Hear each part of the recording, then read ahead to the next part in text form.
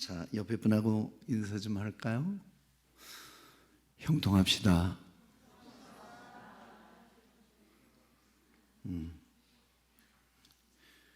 형통하실 수 있는 2023년이 여러분 생애 원년이 될 수 있길 축원합니다. 그것도 그냥 형통이 아니라 만사 형통.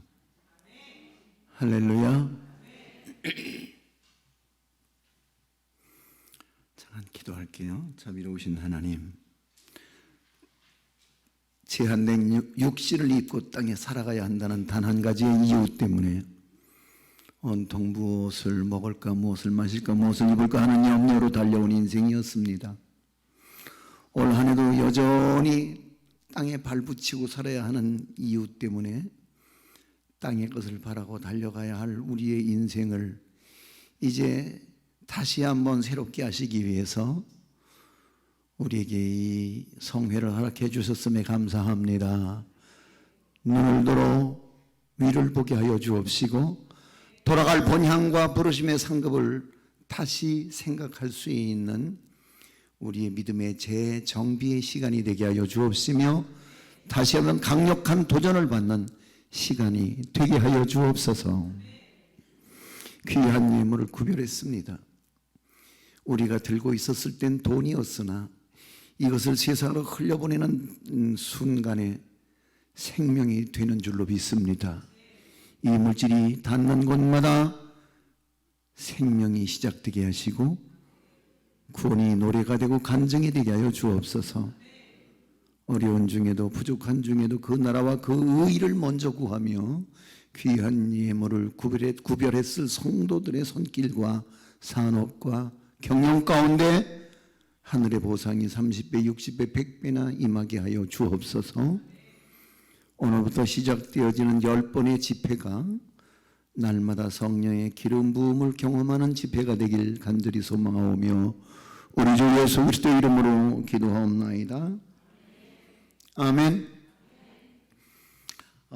제 인생에 있어서 가장 큰 난감 중에 대량 난감은 누군 줄 아세요? 누구일 것 같아요? 내 인생의 대량 난감 중에 난감한 존재가 있어요. 나요? 하나님이요. 하나님은 내 인생의 가장 난감 중에 대량 난감이야. 감당 안 돼요? 진짜 감당 안 됩니다, 그분. 내 인생에 쉬지 않고 내려놓을 수 없고 포기할 수 없는 꿈이 있다면 형통입니다만은 그것도 그냥 형통이 아니라 무슨 일을 만나든지 만사 형통하기를 바라는 내 뜻과는 달리 하나님은 나를 팔 걷어붙이고 얼마나 매몰차게 나를 다루시는지 그 하나님을 생각하면 가슴이 따뜻해지다가도 확 삐뚤어질 테다 막 이런 그런 느낌 아세요? 확 삐뚤어질 테다.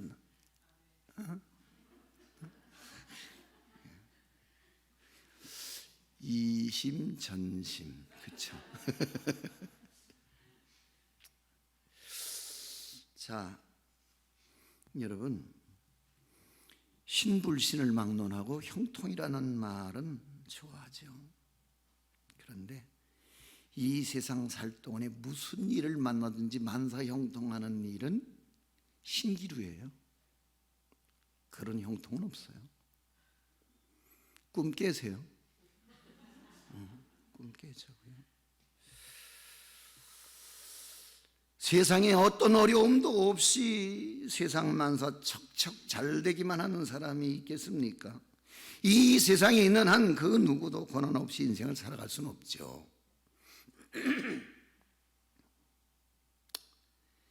자, 그렇다면은 오늘 우리가 진정으로 형통하기를 원한다면 이 형통의 개념 정리부터 해야 돼요. 그러니까 성경의 형통은 뭐냐?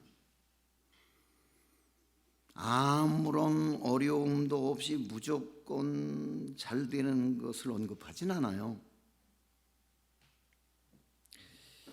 그러니까 여러분 그거 아세요? 요셉이라는 사람의 이야기를 좀 잠깐 빌려오자면, 이 사람이 출생 이후로부터 110살 죽을 때까지의 인생을 이제 수평으로 펴놓고 구분을 하자면, 출생으로부터 17살까지를 성장기라고 말할 수 있어요. 그죠? 그리고 그 성장기의 끝자락에서 어디로 곧장 진입을 하느냐? 순환기로 접어드는 거예요. 그래서 17살에 그 형제들에 의해서 인신매매를 당해요. 그리고 30살 될 때까지 그의 순환기는 끈질기게 이어져 가는 거예요. 그래서 노예라고 하는 결박에 매여서 자기의 마음대로 뜻대로 할 수 없는 인간 노예로서의 생애, 순환기예요. 그리고는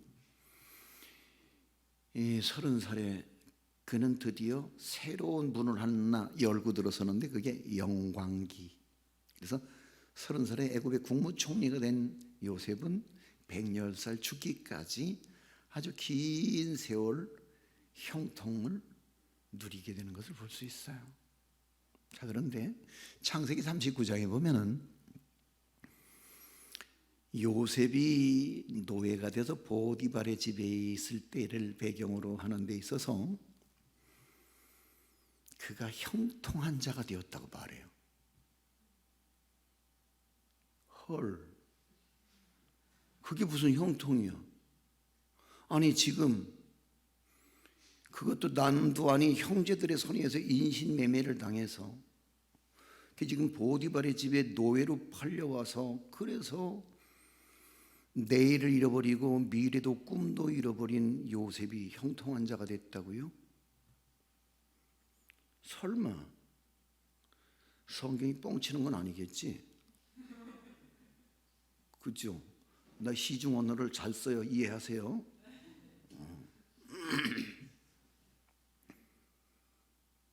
뭐지 이게? 그게 뭐가 형통이야? 아니 인신매매를 당해서 물 없는 구덩이에 빠졌다가 구사일생 어떻게 끌려 나와서, 그래서 상인들의 손에 말이나 소처럼 팔려서 보디발의 집에 노예. 근데 성경은 그를 형통한 자라고 기록하고 있어요. 그럼 형통이란 뭐냐? 성경이 말하는 형통은 조건이나 환경에 준하지 않는다. 내가 공감 그러면 여러분 완전 공감 이렇게 대답하는 거야. 공감? 그렇죠. 세상은 형통을 어떤 조건이나 환경이나 소유론적인 것으로 해석을 한다면, 성경이 말하고 있는 형통은 그런 소유적 개념도 아니고 환경도 아니라는 거죠. 그럼 성경이 말하는 형통은 뭐냐?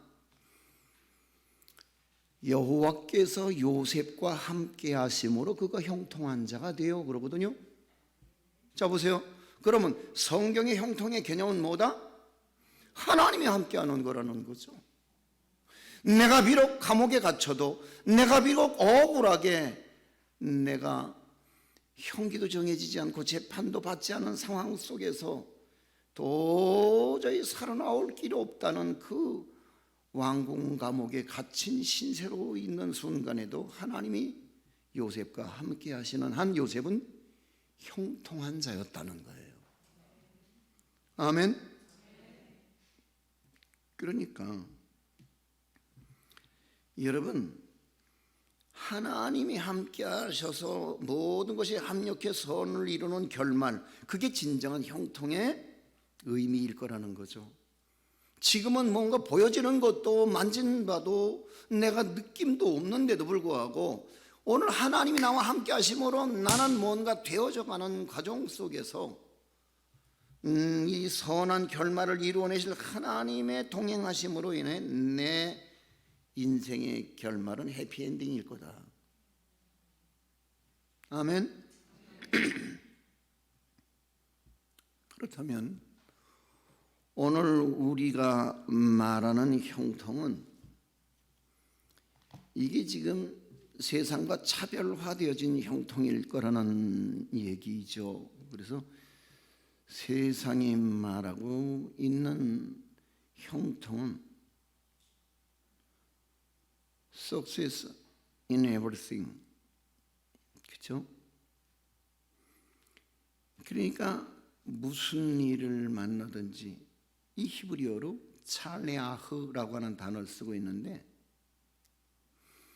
여러분 오늘 성경이 말하고 있는 형통은 지금은 안 되는 수도 있고, 지금은 꼬이고, 지금은 막막하고, 지금은 미로를 헤매는 가운데 있어도 하나님은 선하시다.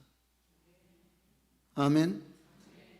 그리고 반드시 그 선하신 하나님이 우리의 그 선한 결말을 보게 하실 거다.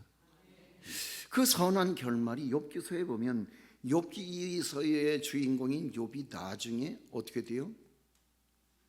갑절이나 형통하거든요. 할렐루야.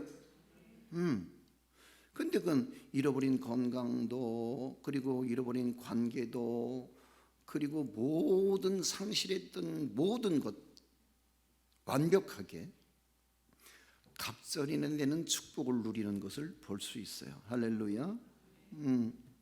그렇다면은 오늘 우리가 생각해야 할 이 형통에 대한 중요한 현대인들이 그 생각과 행동을 지배하는 철학에서 중요한 흐름 두 가지를 보게 되는 데 있어서 가장 대표적인 것은 허무주의라는, 행동주의라는 거예요. 먼저는 행동주의, 무언가를 열심히 움직이고 일을 해야만 된다고 하는 사고방식이거든요. 이 행동주의자들의 특징 중에 하나는 아주 부지런하고 노력하는 스타일이라는 거예요. 그래서 그들은 예외를 인정하지 않아요. 꼭 이렇게 돼야 하는데, 이것을 반드시 해내야 하는데, 그리고 이를 악물고 발버둥을 치며 살지요. 근데 이 행동주의 철학에 오류가 있어요. 그건 뭐냐면 내가 내 인생의 지배자라고 생각한다는 거예요. 그래서 내가 하지 않으면 누가 해줄 사람이 없다고 생각을 하는 거죠. 그래서 초월적 존재를 인정하지 않고 내 인생은 내 것이다, 내 능력을 다해서 내가 힘쓰고 노력하고 원하는 것을 이루어가리라, 이런 결심하에 살아간단 말이죠. 이런 사람들이 놓고 쓰는 말이 있어요. 하면 된다, 해보자, I can do it, 막 이러고 말이에요. Yes, I can, 막 이러고 막 손을 내젓고 뭔가 곧 해낼 것처럼, 그리고 애들을 쓰고 노력들을 하는데, 이게 이제 행동주의 철학의 오류예요. 또 하나의 이제 흐름이 있다면 이게 정반대의 허무주의라고 하는 철학이에요. 쉬운 말로 운명론이라고 말하기도 하는 데 있어서, 열심히 노력해서 살 필요 뭐 있어? 세상 뭐 있어? 인생 뭐 있어? 내 인생은 알 수 없는 존재에 의해서 이미 운명이 정해져 있는 거야. 노력하고 애쓰고 발버둥 칠 필요 없는 거지. 다 운명이고 숙명이고 팔자소관인데 뭘 이렇게 생각하죠. 자, 그런데 이 두 가지의 철학의 흐름이 우리 속에 교묘하게 들어와 있어요. 예수를 믿는 사람들 중에도 있다고요. 그래서 믿음을 말해 그렇게 해석하는, 긍정으로 생각하는, 아니 믿음은 긍정이 아니에요. 긍정으로 내가 할 수 있다고 계속 긍정적으로 외치고 말하고 고백한다고 해서 그게 이루어질까요? 정말? 아니거든요. 자, 정말 중요한 것은 성경은 이 두 가지 사조, 이 두 가지, 다시 말해서 행동주의, 허무주의, 이 두 가지를 다 거부하거든요. 그러면 인간은 뭐냐?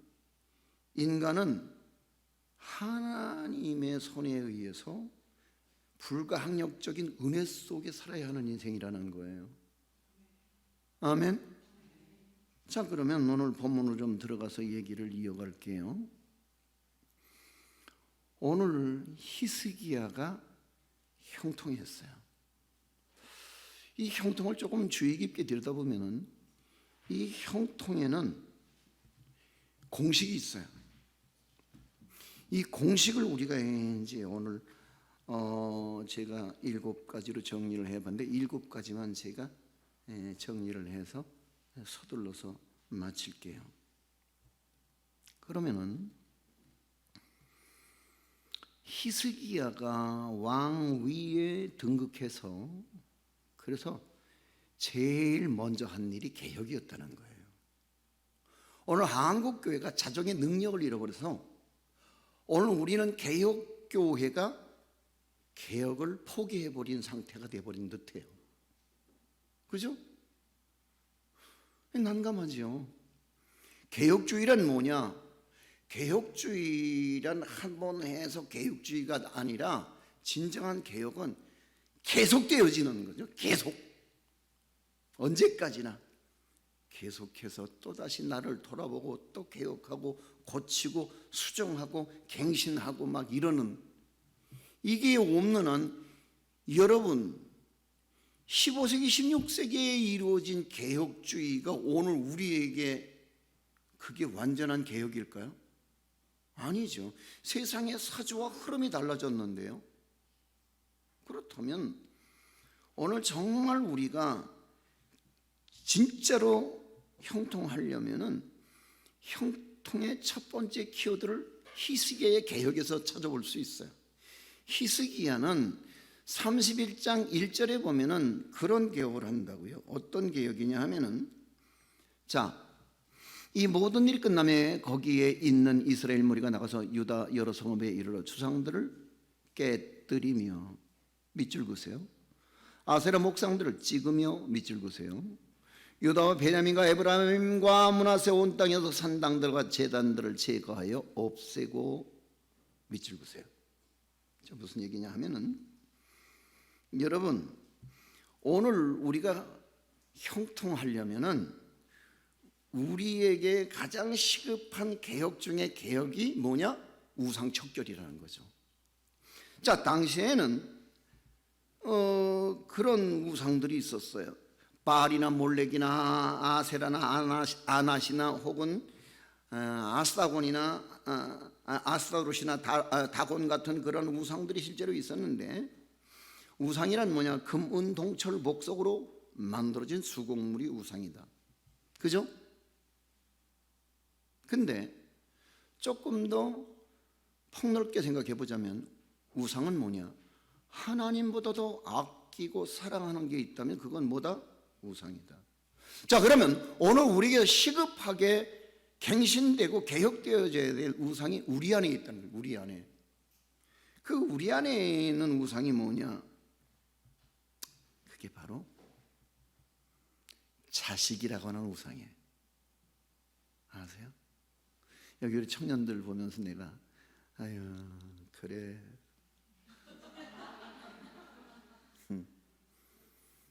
내 새끼나 남의 새끼나 저것들이 내 인생의 최고의 상갑이야.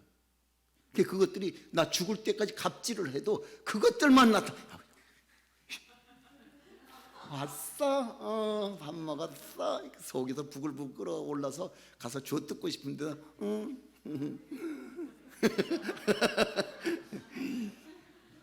그렇잖아. 어떤 때 보면은 아유 저걸 대가리로 확 줘 뜯어 막. 우리 새끼 얘기 좀 해볼까요? 아, 그지 같은 새끼. 요즘에 수염물이요 이렇게 길러갖고요.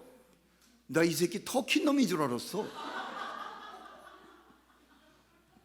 야, 너 그거 지금 안 깎어? 아빠, 우리 혜원이가 나더러 복슬 강아지라고 내 턱을 얼마나 아끼고 사랑해 주는데 아빠는 재수 없어. 그거 내 성질 같으면 달려들어서 그거 쪽지게로 다 뽑아줬으면 좋겠어. 그건 깎는 것도 아니고 다 뽑아버려야 돼. 그런데 그래 하기야. 그것도 매력 있다. 멋있다. 오케이. 너 프로그램 오케이. 땡큐. 그러면서 속으로 거지 같은 새끼. 여러분, 내 인생의 가장 최상의 값은 자식이요. 여러분 어머니도 여러분의 아버지도. 우리도 그렇게 살아냈으니까. 그렇잖아요. 자식 눈에 넣어도 안 아프죠. 그것들은 다 주고 다 뜯기고 다 뺏어가도 더 못 줘서 가슴 아파. 공감?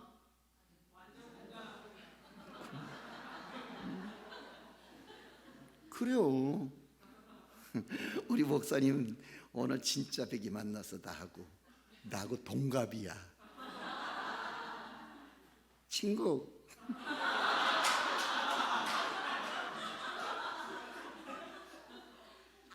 근데 내 마음이 목사님의 마음일 거라고. 그것들 혹시 내가 아주 인생을 아주 우여곡절, 파란만장, 산전수전, 공중전, 화생방전 하면 다 치렀어. 그런 가운데 내 철하고 남루한 농촌 목회를 내가 31살에 농촌 목회를 했어요. 그러니까 세상에 강원도가 어디 붙었는지도 잘 모르면서 그냥 무조건 가슴만 뜨거워갖고 세상에 31살에 시작한 농촌 목회가 얼마나 초라하고 거지 같고 남루한지, 그걸 방구석 일렬에서 직관을 한 아들은 목사, 아이고 그걸 왜 해요? 그러는 거야.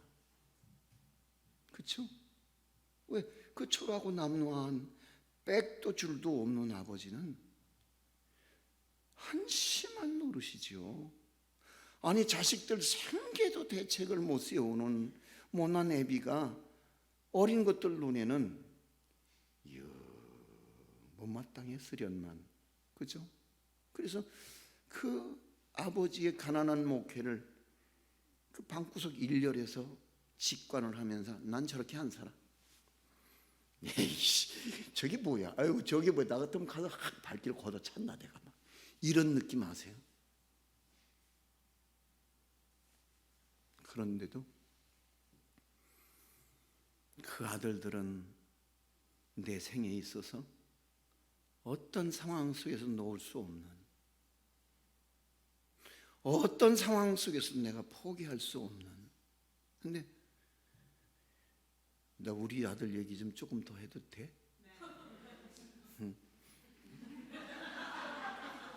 나 니들 때문에 조금 부담돼서 그래. 나 거지 같은 새끼 얘기 조금만 더 할게. 새끼가 42살까지 영국 가서 공부하고 와갖고 거지 같은 새끼가 장가도 안 되는 거야. 내가 원래 태생이 장가라고. 내가 장가면 저도 뭐야? 근데 이게 장가를 안 가는 거야. 노장가, 못장가, 성질 나 안 나? 근데 어느 날 하나를 만나갖고 결혼을 하겠대. 목사님 딸이래. 시소원 성취한 거야. 왜? 믿음 좋은 사람을 골랐을 테니까. 근데 직업도 그런 대로 그냥 괜찮아. 초등학교가 교사래. 그래서 42살에 드디어 결혼식을 해서 품절남이 됐어요.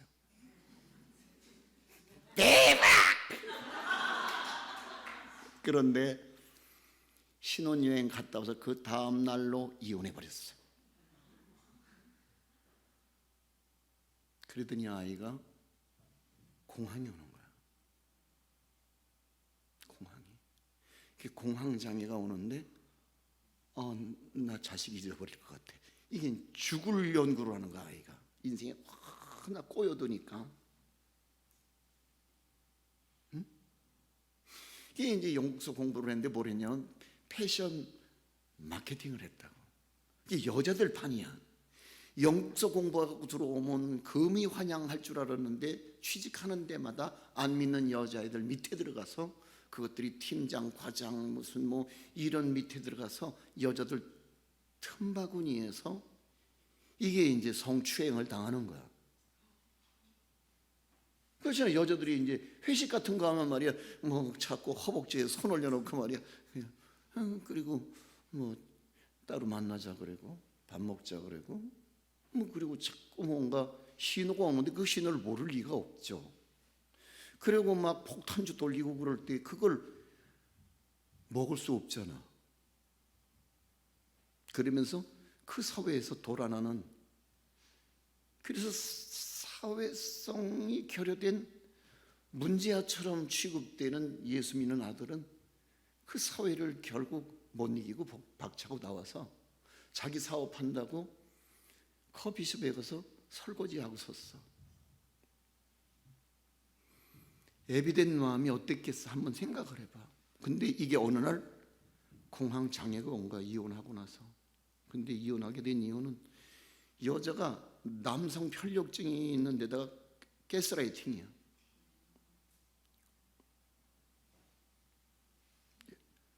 그래, 정리하자. 그래. 근데 겁이 나는 거는 아이가 죽을 궁에 들어갔어. 죽고 싶은 거야. 나는 내 평생 그렇게 저런 마음으로 기도해 본 적이 흔하진 않아. 하나님, 우리 아들 이 인생의 깊은 수렁에서 건져주십시오, 제발.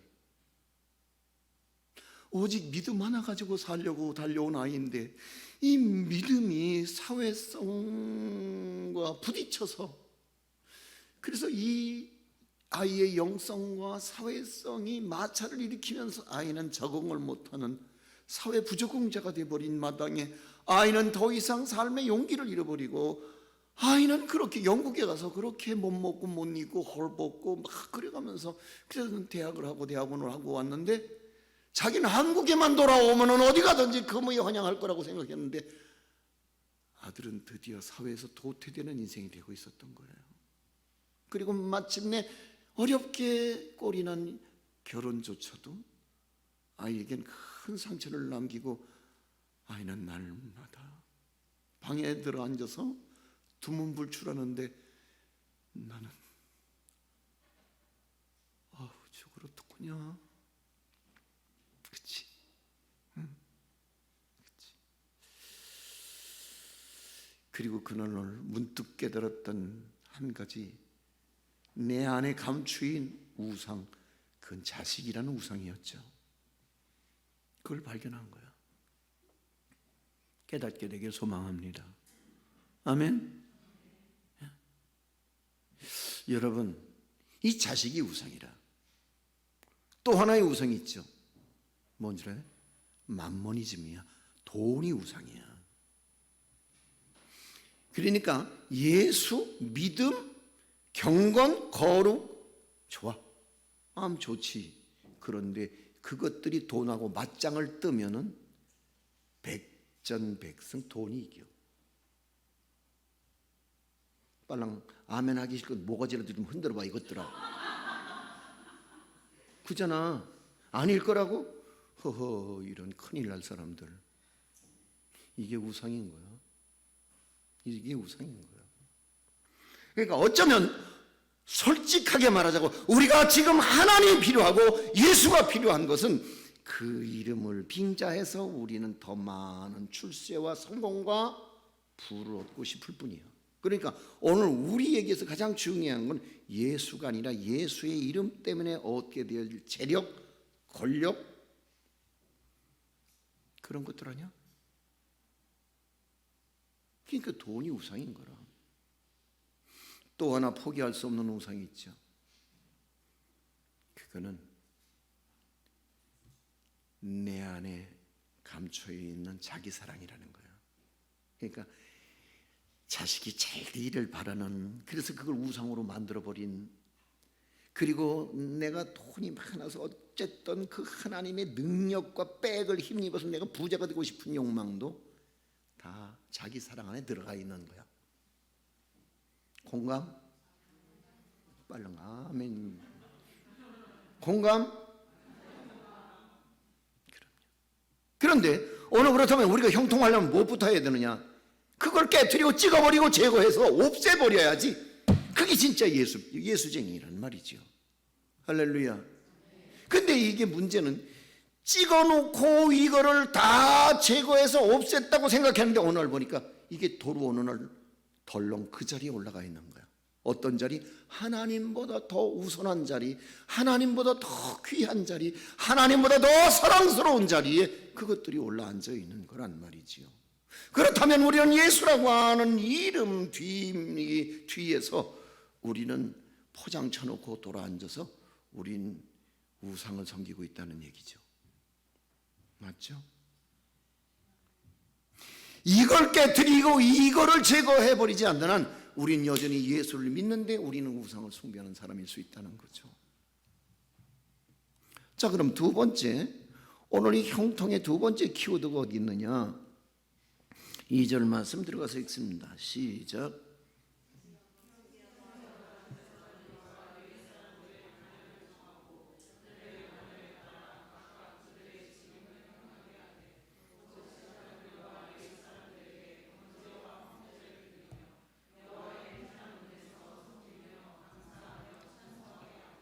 자, 그러면 섬기며 감사하며 찬송하게 했다는 말은 무슨 얘기예요? 예배 회복을 말한단 말이죠. 오늘 내가 적잖이 놀란 거는 저 이 말씀 사역을 한 30년 넘게 했으니까 뭐 우리 교단에서 안 가본 교회 없고 세계 이민교회 세계 각국을 아마 나만큼 많이 다닌 사람이 그렇게 흔하진 않을 만큼 많이 다녔어요. 그런데 나는 조금 겁먹고 왔어. 여기 올 때에. 왜? 요즘에 10시간 부흥회 하는 교회도 있어? 헐! 대박! 대단해요. 대단해요. 요즘에는요, 목사님들이 꾀가 나서 저녁만 3시간 해달라 그래. 부흥회 저녁만 3번. 그것도 와서 먹고 자고 있지 말고 집에서 출퇴근 안 해놔도록. 그런 집회들 해요. 뭐예요? 그걸 보고 뭐라 그러냐? 면피용 집회라고 그래. 안 하자니 그렇고 하자니 부담되고 하자니 여러 가지 힘쓰고 애쓰고 돈 써야지요. 근데 반면에 부흥에 대한 기대감은 오늘 이 현대인들에게 있어서 상당히 물 건너간 지팡이처럼 별로 재미없는 게 부흥회라는 얘기예요. 그런데 이런 시대에 10시간이나 새벽 낮밤 이런 된장 그 겁나는 거야. 지금 내 속에. 나 떨고 있냐? 떨리는 거야. 왜? 도대체 어떤 교회일까? 어떤 목사님일까? 세상에 이렇게 거룩한 욕심을 가지고 있는 교회가 아직도 있다면 이건 박물관에 데려다 놔야 돼. 할렐루야. 친구 대단해요. 멋있어. 55년 양 띠는 우린 영원한 예수님의 어린 양이지. 그지? 예배 회복 중요한 거죠. 그래서 우리는 섬기며 감사하며 찬송하는 이 예배의 회복이 오늘 우리 모두의 형통의 두 번째 키워드라는 거죠. 할렐루야. 여러분의 이 10번의 집회가 뭐 대단하다고 표현될 수 있는 것으로 맞춰지는 게 아니라 그런 주를 향한 마음과 그리고 여러분의 이 믿음의 거룩한 열정과 성령의 충만함을 목말라 하는 여러분 모두에게 있어서 오늘 하나님은 여러분이 애쓰고 수고한 것 이상으로 보상하실 선하신 하나님이심을 믿으시면 두 손 들고 아멘. 할렐루야.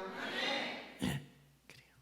자, 그러면 여기 또 하나 키워드가 있죠. 세 번째, 시작.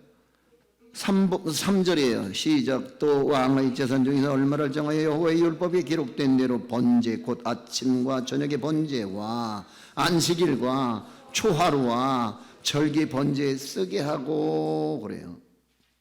이게 뭔 줄 아세요? 여러분, 여기 또 하나의 키워드는 절기 회복이라는 거예요. 절기. 오늘 안식일의 그 의미가 퇴색돼 버리고 오늘 우리가 가장 큰 절기로 맞이하는, 다시 말해서 이 프로테스탄트의 가장 큰 절기는 사실 성탄절이거든요. 그리스도의 오심, 그죠? 근데 이 성탄절이 성대할 수 있는 가장 우리 신앙의 큰 절기 중에 절기가 되려면 뭐가 앞서서 있어야 돼요? 대강절이 있어야 돼요. 그죠? 기다려야 되잖아요. 안나처럼 말이에요. 그죠? 기다리고 기다림 끝에, 그래서 그저 목매어서 마라나타 아멘 주 예수 오시옵소서, 그래서 그 기다림이 있어서 드디어 기쁘다 구주 오셔, 이게 될 수 있는데, 이게 기다린 적도 없는데 왔대 벌써? 아씨, 가만있어. 나 양말 어디냐, 양말. 여보, 내 양말 어디냐. 이래고 와서 기쁘다 구주 오셨네를 목 놓아 부른들 그게 뭐가 기쁘겠어. 맞잖아요. 그러니까 뭐가 없어졌다? 대강절이 없어졌다. 기다림이 없는 거예요. 또 한 가지는요, 부활절 오셨는데요, 죽음의 사망 권세를 이기고 잠자는 자들 1010명가 되셔서 부활하셨다고요. 부활절 우리 큰 절기거든요. 근데 이 부활절이 정말 기쁘고 감사한, 사셨네 예수 다시 사셨, 이게 되려면 먼저 사순절의 고난에 참여한 바가 있은 후에 드디어 부활의 아침이 찬란할 수 있다는 거죠. 할렐루야. 근데 우리가 부활절이 망가진 이유는 뭐죠? 고난의 십자가는 그건 재미없다는 거죠. 그래서 그리스도의 고난에 동참할 마음이 없이 그냥 부활의 산 소망 중에 부활의 기쁨만을 소유하고 싶어 한다면 그건 진정한 부활절의 의미를 모르는 사람일 거라. 오늘 현대인들에게 있어서 가장 큰 딜레마는 뭐냐? 부활절은 기대하는데 고난, 십자가, 이거는 재미없는 프로그램이에요. 재미없는 프로그램이란 말이죠.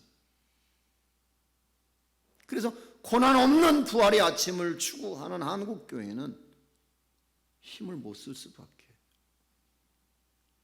응? 내가 요즘에 제자훈련을 이제 멈췄던 제자훈련을 다시 하면서 그리스도의 죽으심에 대해서 우리 제자반을 다루는 한 주간이 있는데 내가 그걸 질문하거든요. 만약에 우리에게 고난의 기회가 온다면 정말 끝까지 두렵지만 겁나지만 죽음이 부담이 되지만 그래도 저 사망 권세 뒤에 있을 부활의 찬란한 아침을 위해서 기꺼이 이 순교의 쓴 잔을 달게 받아 마실 수 있겠느냐 라고 하는 질문이에요. 근데 우리 모두는 답 내렸어요. 잘 모르겠음. 당해봐야 알겠음.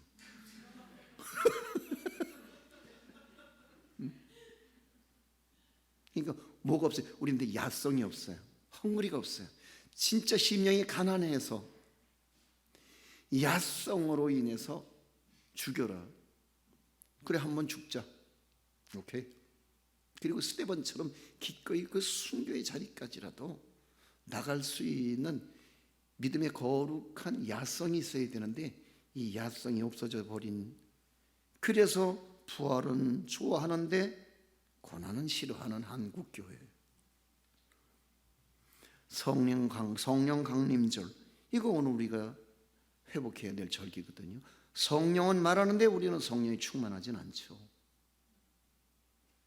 성령은 노래가 되고 타령이 돼서 성령이 오셨네, 성령이 오셨네. 그런데 우리는 내적 충만이 없어서 늘 허해. 그래서 속이 허하다 보니까 우리의 사상이 허탄하고 우리의 말이 허망해. 그래서 우리는 이렇게 촌스러운 짝퉁 천지야, 교회가. 난감하죠. 그런데 난 그렇게 생각을 해요. 이번 집회가 1시간, 2시간, 3시간, 그리고 10시간을 이뤄나가면서 대단한 은혜는 없을 거예요. 착각하지 말아요. 근데 정말 그게 누적이 될 거예요. 잔잔한 새벽 이슬 같은 은혜가 조금씩 젖어들어서 내 너무 드라이했던 내 마음속이 조금씩 눅눅해져가고 촉촉해져가고, 그리고 드디어 내 배에서 생수의 강이 흐르기 시작하는 그런 10번의 집회가 되었으면 좋겠어요. 할렐루야, 할렐루야. 그래서 이 집회의 마지막 가장 중요한 절정에서 우리는 성령의 충만을 경험하게 되어지는 그런 집회가 되었으면 참 좋겠다는 기도를 하고 왔어요. 할렐루야. 그 다음에 우리 안에 절기가 회복되어야 되는 게 바로 뭐냐면 감사절이에요. Thanksgiving, 맥주감사, 추수감사. 근데 미안하지만 우리는 이 감사를 10,000원짜리 몇 장으로 땜질하고 넘어가죠. 그죠? 이 10,000원짜리 몇 장에 진정성이 있을까요? 면피용 헌금으로 우린 감사를 표현하는 거예요. 그러면서 우리는 썰을 잘 풀어. 원래 예수쟁이들은 썰을 잘 풀잖아. 내게 있는 모든 것을 아낌없이 드린다고 썰을 풀어.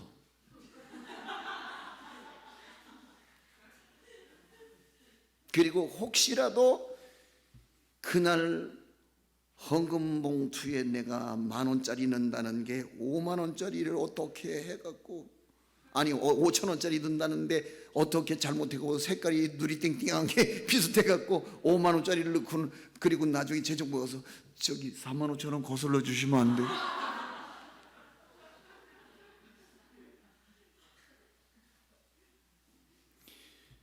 진짜 감사를 우리는 상실해버린 세대를 살아가고 있어요. 당연하게 잘 사는 줄 알아요. 당연하게. 우리 집에는 두 나라 국민이 살아요. 여러분 가정도 마찬가지예요. 두 나라 국민이. 우리 세대는, 친구야 우리 세대는 있잖아, 우린 개발도상국 국민이야. 맞지? 근데 얘들은 선진국 국민이야. 말이 안 통해. 말이 안 통해. 진짜 말이 안 통해. 저것들하고는 내가 어쩌다가 지난 얘기, 좀 촌스러운 얘기, 뭐 이런 얘기하면 아빠 이제 그만해. 이제 그거 이제 2번만 더 하면 100번이야. 안 들어. 이해가 안 되는 걸. 그래서 내가 하는 얘기는 거두절미 라떼야 다. 그래서 어느 날부터 대화가 자꾸만 결이 달라지고, 어느 날 그게 단절이 되고, 어느 날 그게 아이들과 더불어서 공통 대화의 분모를 찾아내지 못해서 어색해지는. 밥 먹었어? 오늘 멋있네 아들. 갔다 와. 이게 다야.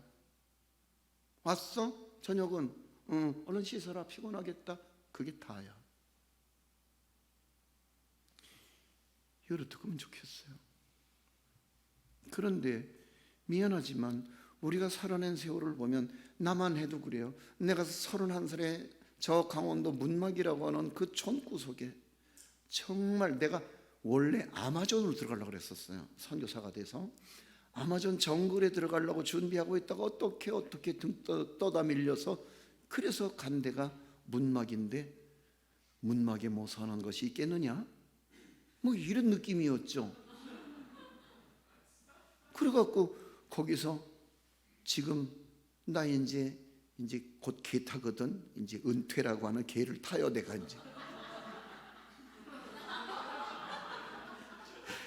우리 은퇴하고 한잔 할까? 뭐 한잔이라니까 뭐 이 사람들이 아주 생각이 불순해. 커피 한잔 하자는데 뭘 그렇게 뭐 갑자기 그렇게 이상한 사람들이 있어 그려. 이상한 사람들이 있어. 우리 이제 이 카운트다운에 들어간 그렇잖아요. 근데 내 목회를 이렇게 표현해요. 내가 31살에 농촌 목회 들어갈 때 빈손으로 들어갔어요. 빈손으로. 근데 너무 딱하니까 우리 형이 저한테 자전거를 주었어요. 그래서 걷다가 뚜벅이에서 자전거로. 그래서 자전거에 네 식구가 다 올라앉아갖고 염치불구하고 그걸 몰고 다니다가 막 논두렁에 쑤셔박혀갖고 막 그리고 우리는 일찍이 머드팩을 즐겼어. 그리고 그러다가 이제 오토바이를 거쳐서 그래서 남 버리는 폐차를 주워다가 그걸 가지고 연기를 퐁퐁 쏟아내면서 온 동네 논두렁에 빠뜨려 먹고 동네 사람들 경운기 트랙터 다 불러다가 그걸 건져내느라고 애썼던. 그리고 이제 오늘의 우리 교회 마당에는 차 댈 데가 없어서 주차 전쟁이 벌어지는 시대를 살아요. 벼락부자된 세대. 아멘. 그런데 감사가 10,000원짜리 몇 장으로 그럴 수가 있을까? 정말 그 하나님께서 나의 나됨을 허락하심에 대해서 내가 돌아볼 수만 있다면 정말 그 자전거 한 대조차도 없어서 뚜벅이로 걸어서 어린 거를 걸리고 등에 걸쳐 업고 그걸 온 마을을 돌아다니며 전도를 했던 내 젊은 날. 그렇다면 난 지금 용된 거 맞아. 개천에서 용 냈잖아. 근데 감사가 그거라고? 우리는 어쩌면 감사가 입으론 감사인데 우리는 그 감사를 당연한 것으로 오늘부터인가 이제 그거를 우리 안에서 감사를 녹여버려서 실종시켜버린 거예요. 당연한 건데 나 선진국이야. 그치? 그래 너들은 선진국이라 좋겠다 이 새끼야. 애비는 개발도상국 국민이 되면서 아빠는 그게 허락이 안 돼. 꼴값 떨지 마. 아 애들 다 그렇게 하는. 그래 애들 다 그렇게 해야 해도 그래 아빠는 허용이 안 돼. 아빠는 개발도상국 국민이 되나서. 맞죠? 감사들 하세요. 아멘. 자 조금 진도를 빨리 가봅시다. 아, 내가 오늘 첫날부터 내가 너무 주절주절 된다. 그치? 나 짧게 하려고 딱 한 8시 반에 딱 알람 해놨는데 15분 남았네. 헐 된장. 자 그러면 또 하나의 키워드를 봅시다. 또 하나의 키워드는 뭐냐? 절기 회복에 이어서 5절 말씀에 보면은 왕의 명령이 내리자 곧 이스라엘 자손이 곡식과 포도주와 기름과 꿀과 밭의 모든 소산의 첫 열매들을 풍성히 드렸고 또 모든 곳에 11조를 많이 가져왔으면 뭐예요? 온전한 11조의 회복이에요. 11조 다 하잖아요. 여러분 다 할 거예요. 왜? 지금 부담 없어. 지금은 왜? 기껏해봐야 알바해서 시급 받아봐야 거기서 11조 띄워본들 그까지 그 몇 푼데 부담 없어. 근데 나이 들고 점점점 내가 벌어들이는 액수가 커지고 집 팔고 부모들에게 물려받은 유산 정리하고 뭐 이래가면서 이게 덩치가 커지는 날이 와. 응? 그런 날이 없을 것 같아. 흑수저가 돼서. 근데 그러면서 거기서부터 뭐가 생기느냐? 대충, 어림짐작으로. 그리고 우리는 자꾸만 반올림을 하는 게 아니라 자꾸만 우리는 반내림으로 가. 그죠? 그리고 이제 그게 많아지면서부터는 아무한테도 말 못하고 자기하고 하나님하고 효부쳐. 그죠? 그러니까 여러분, 히브리 대학은 몽땅 다 전액 장학금이에요. 왜? 그들은 죽으면서 모든 자기들이 평생 벌었던 모든 것들을 사회에 환원하는데, 특별히 유대민족의 장래를 위해서 히브리 대학에 다 도네이션 하는 거야. 근데 우리는 그거 가지고 자식들 맞짱 뜨게 만들고 죽어. 맞죠? 잘들 생각하세요. 온전한 12일조. 여러분, 교회들마다 온 교인들이 온전하게 12일조만 드려도 한국 교회는 이렇게 초라하고 남루하지 않아요. 왜 한국 교회가 욕먹는 줄 아세요? 우리 먹고 쓰고 입고 누리고 경비 지출하기도 빠듯한 거야. 왜? 전부 11조 하는 거 보면은 자기 소견에 옳은 대로 하거든. 왜? 이미 하나님하고 효부쳤거든. 옛날에 교통 순경한테 걸리면 이렇게 면허증 주시죠. 그러면 예, 죄송합니다. 그리고 면허증 이렇게 내놓으면서 여기다 5만 원짜리 꼬깃꼬깃 접어갖고 이렇게 주면 안전운전 행하십시오. 그렇게 보낸다. 뭐 쳤어? 효부 쳤어. 불법하지 말아요. 그동안 외상 깔아놓은 거 다 갚어.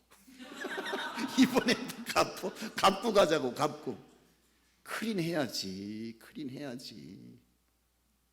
그래야지 하나님이 나를 아끼고 사랑하고 나를 존중히 여기고 그 선하신 하나님의 결말을 내가 누리게 될 것 아니겠느냐 말이에요. 할렐루야. 그래서 11조가 회복됨으로써 드디어 희숙의 개혁이 점점점 무르익어 가게 되는 거예요. 할렐루야. 자, 그러면 정리 한번 해봅시다. 첫 번째 뭐라고요? 우상척결. 두 번째 예배 회복. 세 번째 절기 회복. 네 번째 온전한 11조 회복. 아멘. 이렇게 하는 것을 우리는 그냥 뭉뚱그려서 충성이라고 말해요. 아멘. 자, 그러면 질문할게요. 이렇게 충성하면 복 받아요, 못 받아요? 빨리 대답해요. 복 받아요, 못 받아요? 더 크게 대답해요. 받아요, 못 받아요? 웃기고 앉았네. 네 맘대로 하세요. 정말 그럴까요? 그럴 수만 있다면 우리 신앙은 훨씬 쉬울 거예요. 근데 문제는 뭐죠? 거기서부터가 문제가 발생해요. 우리는 이 모든 것을 다 해서 충성하면은 그 충성의 보상으로 우리는 날개를 달 거라고 생각하는데, 근데 자, 이제 32장으로 들어갈 거예요. 1절 말씀 시작. 이 모든 충성된 일을 한 후에 아수르 왕 사네립이 유다에 들어와서 견고한 성읍들을 향하여 지인을 치고 쳐서 점령하고자 한지라. 따라하세요. 모든 충성된 일을 한 후에 난리 난다. 그죠? 잘 생각하세요. 우리는 뭐예요? 이 모든 충성된 일을 한 후에 축복이라고 생각하거든요. 근데 미안하지만 그럴 수는 없어요. 여러분, 하나님은 절대로 그냥 논스톱으로 가는 경우가 없어요. 반드시 짚어보고 달아보고 재보시지요. 믿습니까?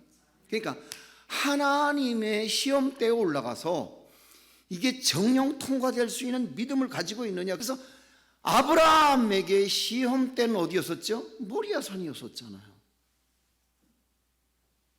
아멘. 그럼요. 여러분 잘 생각하셔야 돼요. 우리는 무조건 충성만 하면 하나님이 다 형통케 하실 거라고 생각하는데 그러진 않아요. 그러니까 내가 느끼는 고백이 그거죠.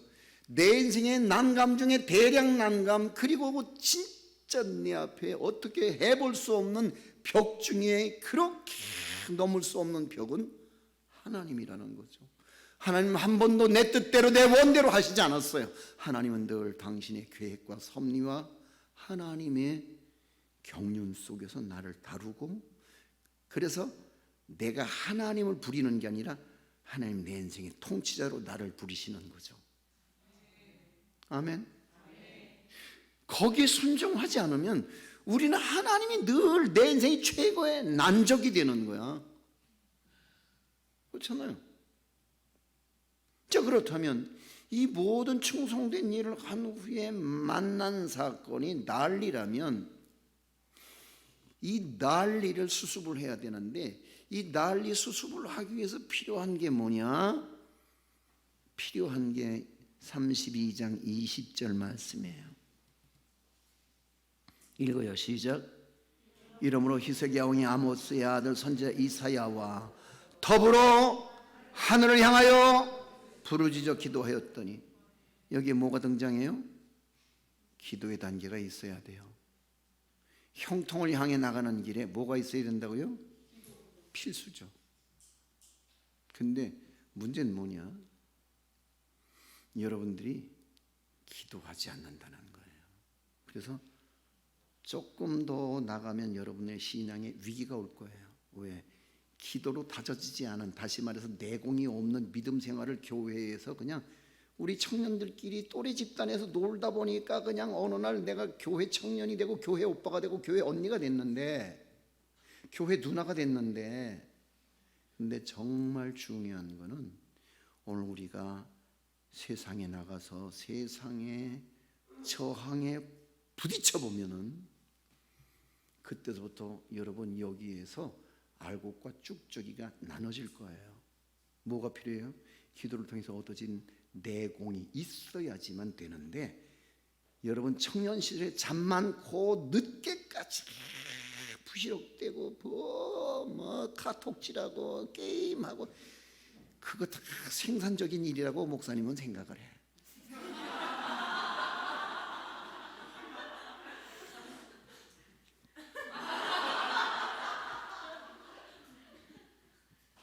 근데 그거 하시느라고 너무 분주하고 바쁘고 피곤해서 그냥 새벽을 깨워본 적이 한 번도 없고, 그냥 해가 그냥 엉덩이를 치받고 올라와서야 사자 대가리를 하고 이제 엄마 밥 줘! 그리고 이제 기어 나오는. 자, 근데 뭐가 필요해요? 그럼에도 불구하고 기도를 통해서 얻어진 내공이 있어야 돼요. 할렐루야. 근데 여기 기도는 어떤 기도냐? 이 난리통에 히스기야는 아모스의 아들 선지자 이사야 선지자와 뭐 했다고요? 더불어 팀워크가 만들어진 거예요. 할렐루야. 아멘. 나는 여러분들이 오늘 이 교회 목사님과 더불어 팀워크가 이루어질 수 있길 바랍니다. 특별히 여러분들 내가 부탁해요. 여러분들 이제 인생이 가장 중대한 결정을 해야 될 때가 있어요. 뭐죠? 결혼이에요. 아세요?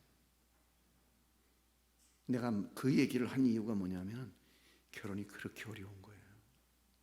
저희 아들은 42살 되도록 믿음 좋은 여자 찾다가 목사님 딸이니까 이건 안전빵 그랬는데, 신혼여행 갔다 와서 갔다 온 주간에 이혼을 했다는 얘기는 나를 너무 돌아보게 만들었어요. 지금부터 내가 하라는 대로 해. 알았지? 구체적으로 배우자를 놓고 기도해야 돼. 그리고 웬만하면은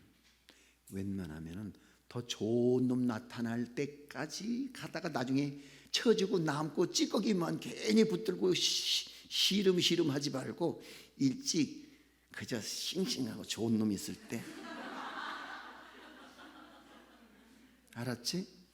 함께 만들어가는 거야. 요즘 아이들은 결혼식 준비는 철저하게 하더라고요. 결혼식 준비. 근데 너희들은 꼭 내가 하라는 대로 하는데, 결혼식은 예배당에서 목사님 모시고 예배를 드려라. 이것들이 대답도 안 하고 지랄이야. 대답하라고!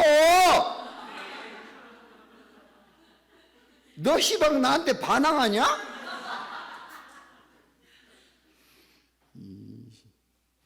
알았어, 네 맘대로 해. 근데 여러분, 인생의 가장 중요한 순간에 예수 믿는 사람은 그 하나님께 마땅히 예배로 그 예식을 해야지 진짜 백이야. 아멘? 근데 요즘 것들은 나와서 지들이 춤추고 지들이 노래 부르고 아이고 난리 브루스를 하고. 근데 정말 중요한 거는 배우자를 놓고 구체적으로 기도해라. 왜? 알잖아, 교회 안에 그게 교회 오빠들 중에 변변한 놈이 별로 없다는 사실을. 근데 잘 생각해봐. 그럼 교회 안에 반반한 여자 청년 제대로 눈구멍 달린 거 있냐? 우리 생각은 그렇잖아. 그러니까 바깥에서 찾아드리는 거야. 근데 차라리 이 안에서 우리끼리 믿음의 코드가 같고 어린 성장 배경을 알 수 있는 사람과 양가 부모의 그리고 성장 배경에 대해서 알만한 사람들끼리 결혼하는 게 좋은 일이야. 그러니까 지금부터라도 빨리 썸을 타.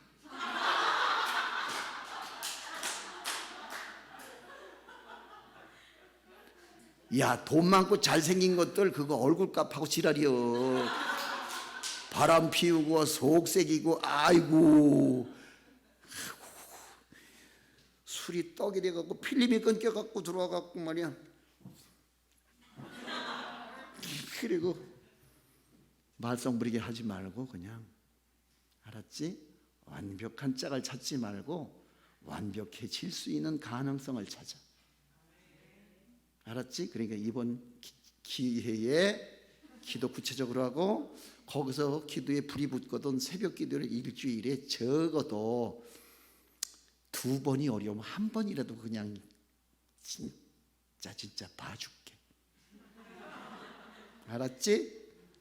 왜 내가 이런 소리 하면 니네들은 한 달, 1년 12달 아시지요 주님.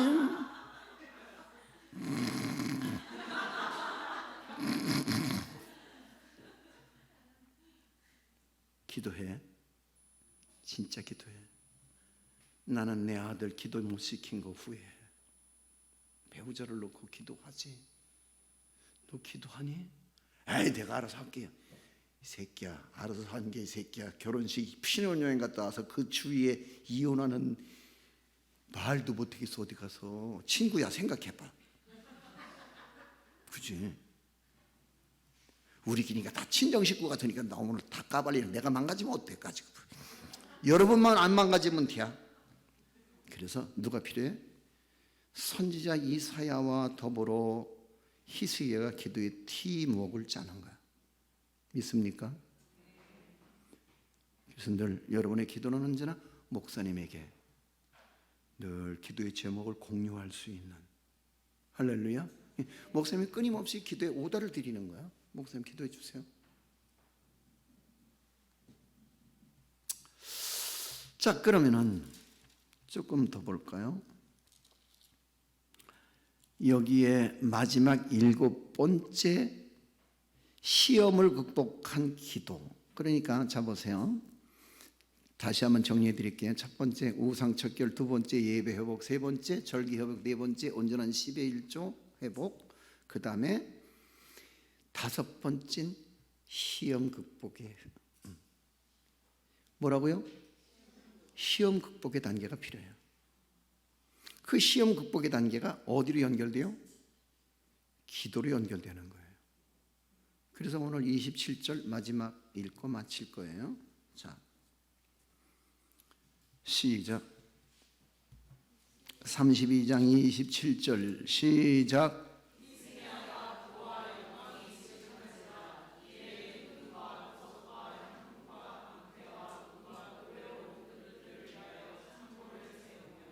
아멘. 30절 하반절에 보니까 히스기야가 그의 모든 일에 형통하였더라. 할렐루야. 자, 여기까지만 할게요 오늘. 네. 여러분, 형통은 내 뜻대로 되는 것이 아니라 하나님의 뜻대로 될 때에 오늘 하나님은 그 선한 결말로 우리에게 형통을 허락해 주실 줄로 믿습니다. 할렐루야. 이런 형통이 올 한 해 여러분 모두에게 함께 하시기를 축원합니다.